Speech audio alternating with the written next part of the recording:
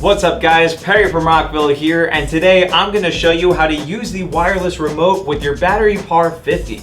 Now if your light is far away and you don't want to use the DMX controller or master slave mode, you can also use the wireless remote. Now because our remote uses IR technology, you can go to the back of your light to the IR mode and make sure that it's set on. So if your remote isn't working with your light, this could be set to the off position, and if that's the case, you're just going to use the up and down buttons to turn it on, and you can even press enter to save the change. Also, IR technology is very line of sight, so you're always going to want to make sure that your remote is facing directly towards your light in order for it to change.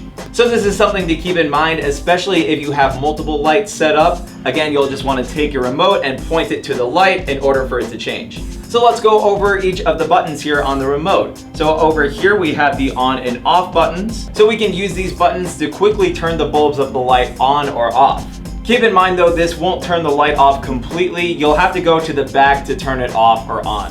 Next, we have the brightness buttons here to control how bright our lights are. Underneath that, we have the buttons to switch our light to the base colors of red, green, blue, and white. And underneath that, we have all of the custom colors we can set our light to.